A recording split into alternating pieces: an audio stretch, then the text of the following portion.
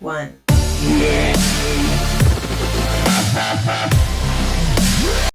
بالله من الشيطان الرجيم بسم الله الرحمن الرحيم الحمد لله رب العالمين والصلاة والسلام على أشرف الأنبياء والمرسلين سيدنا محمد وعلى آله وصحبه أجمعين.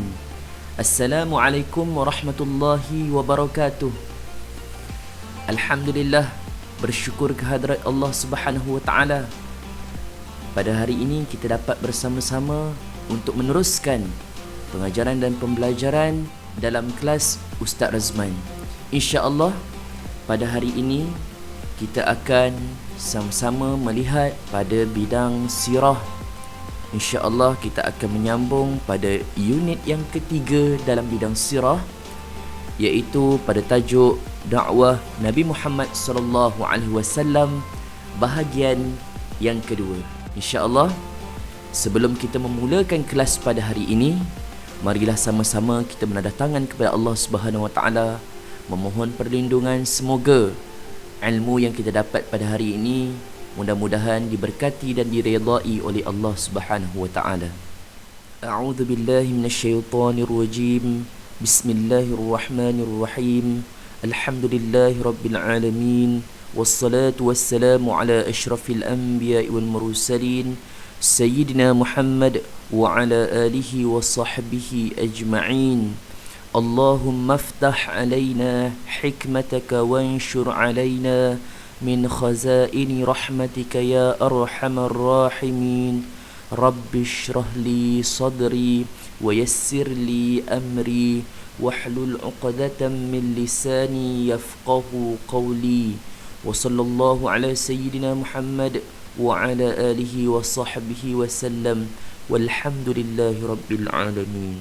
InsyaAllah pada hari ini kita akan melihat pada tajuk akhlak Nabi Muhammad sallallahu alaihi wasallam dalam menghadapi tentangan kaum Quraisy. Kita mahu melihat apakah sifat ataupun akhlak Nabi sallallahu alaihi wasallam, lantas terus apa yang kita boleh contohi daripada akhlak yang tersebut. Baiklah murid-murid, tanpa membuang masa, yang pertama adalah sifat ataupun akhlak Nabi sallallahu alaihi wasallam yang bersabar. Nabi Muhammad sallallahu alaihi wasallam sentiasa bersabar dengan ujian dan cabaran. Itulah kelebihan apabila Nabi sallallahu alaihi wasallam diberikan dengan title Nabi itu sendiri. Sesungguhnya ujian yang dihadapi begitu besar, tetapi baginda sallallahu alaihi wasallam tetap tabah dan sabar dalam mengharungi segala ujian ataupun mengharungi perjuangan dakwah Nabi sallallahu alaihi wasallam. Jadi murid-murid, kesusahan yang dihadapi oleh Nabi sallallahu alaihi wasallam itu perlu kita sematkan dalam diri kita, yang kita akan bersabar, saya akan bersabar dan tabah dalam setiap aspek kehidupan. Kalau kita bersabar, Allah Subhanahu Wa Taala pasti akan mengurniakan hajat kita dan seterusnya akan memberikan kita kebahagiaan di dunia dan di akhirat hanya kerana sifat sabar. Inilah sifat yang terbaik dan yang teragung sekali. Apabila kita ditempa dengan ujian, kita bersabar. Apabila kita bersabar, kadang-kadang kita dah hilang sabar, tetapi sesungguhnya sabar itu tiada batasannya. Innallaha ma'as sabirin. Allah Subhanahu wa taala bersama-sama dengan orang yang bersabar. Seterusnya, bergantung harap kepada Allah Subhanahu wa taala. Nabi Muhammad adalah seorang nabi yang diberikan dengan pelbagai kelebihan, tetapi pergantungan Nabi tetap kepada Allah Subhanahu wa taala. Maka kita juga harus mengambil iktibar, yakni kita ataupun saya, ustaz sendiri, kena sentiasa berdoa kepada Allah Subhanahu wa taala dalam setiap usaha yang dilakukan. Ingat, segala usaha yang kita lakukan ini adalah milik Allah Subhanahu wa taala. Tanpa hidayah daripada Allah Subhanahu wa taala, pasti kita tidak akan mampu untuk melakukannya.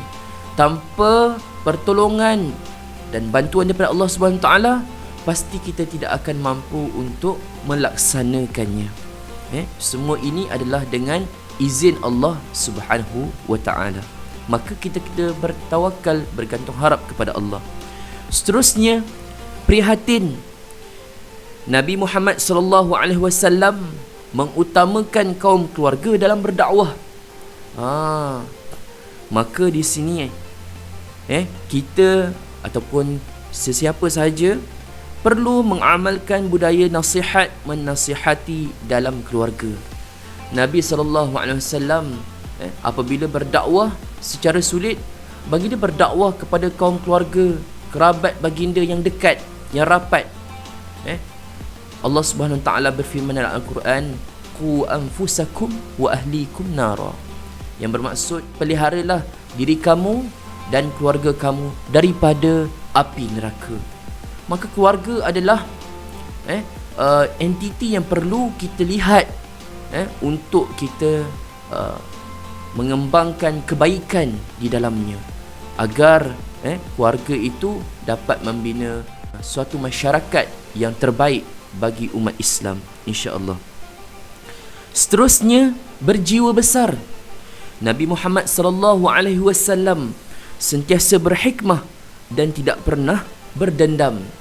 Nabi sallallahu alaihi wasallam bila menyampaikan dakwah, kadang-kadang Nabi tidak perlu pun untuk berbalah dengan perkataan-perkataan yang kesat dan sebagainya.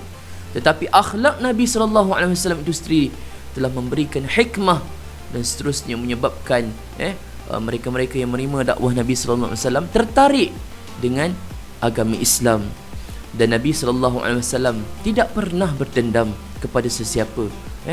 Walaupun Nabi SAW diuji dengan pelbagai ujian, diejek dan sebagainya, Nabi SAW tidak pernah berdendam. Maka kita perlu bersedia untuk memaafkan kesalahan orang lain. Nabi SAW adalah seorang yang pemaaf. Maka kita juga harus menjadi seorang yang pemaaf. Apa salahnya kita memaafkan orang lain dan tidak membalas kejahatan orang lain dengan keburukan. Kerana sesungguhnya apabila kita membalaskan kejahatan dengan keburukan, maka sesungguhnya ia akan merugikan diri kita sendiri. Api, kalau kita bagi api, maka api yang menyala itu akan lebih marak dan membesar. Okey. Jadi firman, demi masa sesungguhnya manusia itu dalam kerugian kecuali mereka yang berpesan-pesan kepada kebenaran dan berpesan-pesan kepada kesabaran. Marilah sama-sama kita mengambil iktibar dan pengajaran daripada pelajaran hari ini. Semoga kita dapat mengamalkan pula segala ajaran Allah dan Nabi SAW sehingga kita mengecap kejayaan di dunia dan di akhirat. Ustaz rasa setakat itu saja untuk kali ini. Aqulu qawli hadza wa astaghfirullahal azim li wa lakum. Wassalamualaikum warahmatullahi wabarakatuh.